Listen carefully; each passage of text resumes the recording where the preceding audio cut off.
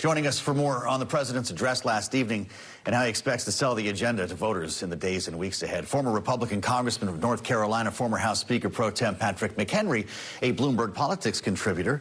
Congressman, great to see you. I should say, Mr. Chairman, the former chair of the House Financial Services Committee as well. A bunch of former. Yeah, exactly. So you can speak freely. Now. So this is interesting the day after here when you try to say so much in a 2-hour span. I wonder how much is left to resonate with the American people, or is it the old nobody watches past the 30-minute mark anyway, so that's where he made the biggest dent? So this was a lot, and I think what we're going to see is pieces of this pulled out over weeks for the messaging for the White House and House and Senate Republicans.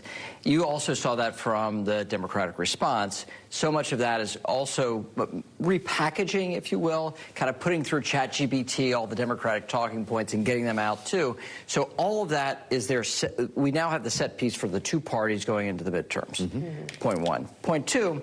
The Trump address seemed much more akin to the former longest State of the Union address by Bill Clinton in the 90s. And it was this laundry list of greatest hits, right? Very particular targeted policies, speaking to this constituency and that, and covered that way.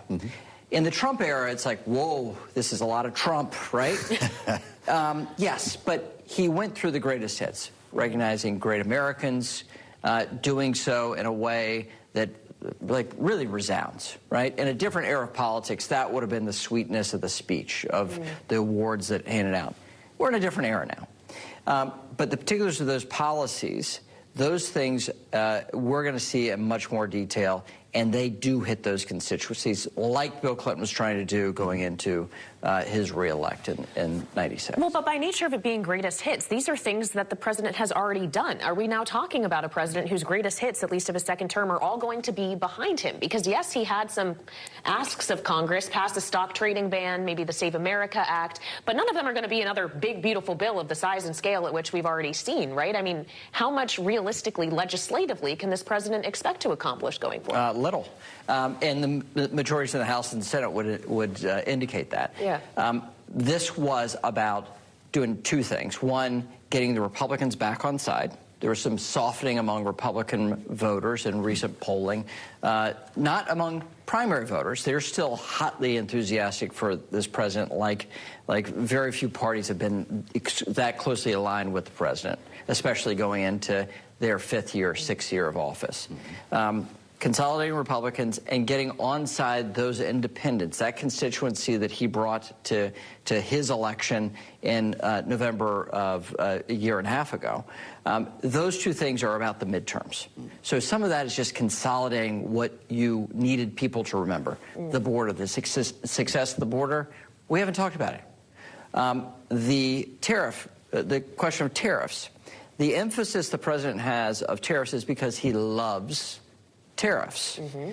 The way the American people need to hear the tariffs is a mechanism for them to get jobs back in the United States and for their wages to go up and the cost of things that they buy to go down. Well, and he said last night to replace your income tax. Well, yeah. So there's a lot going into that, and some of that is wishful, yes.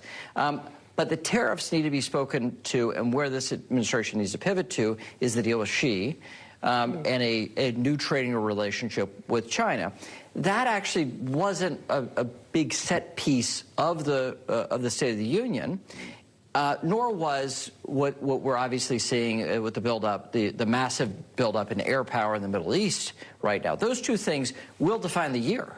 And could define his presidency, but they were very little talked about last night. Interesting. So you've described the politics pretty well. Let's talk style, and I know there's a lot of crossover there.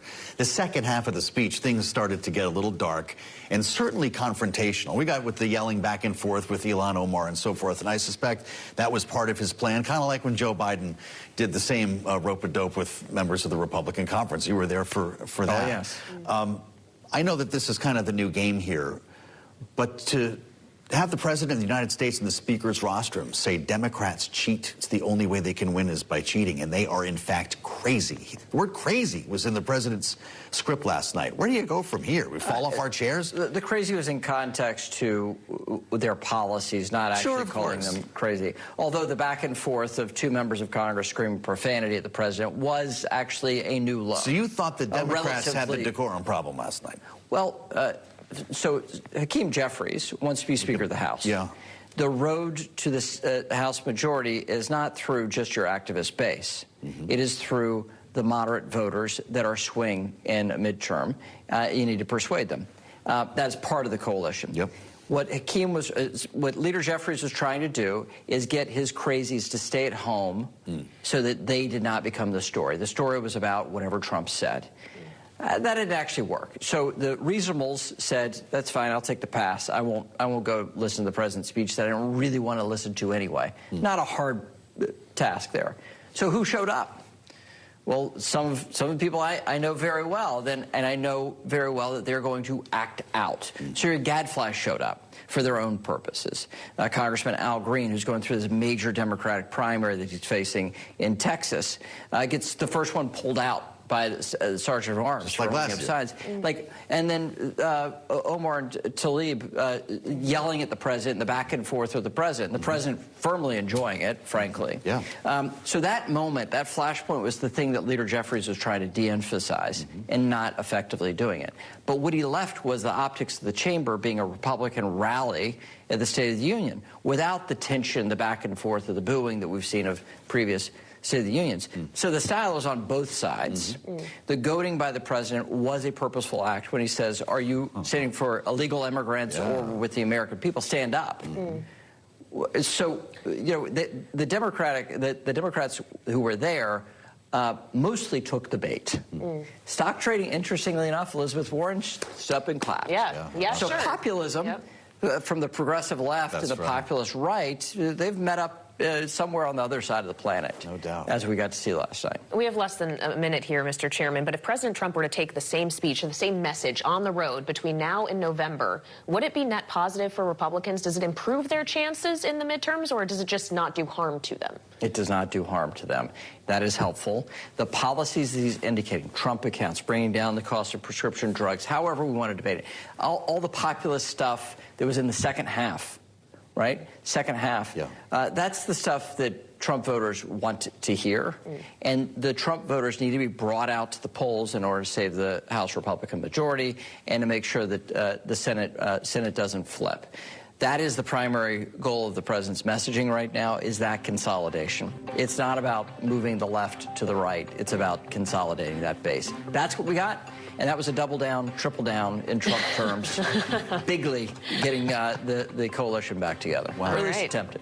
Always appreciate it, Mr. Chairman. Patrick McHenry, the former Republican congressman of North Carolina, former chair of the House Financial Services Committee, here with us on Balance of Power on Bloomberg TV and radio.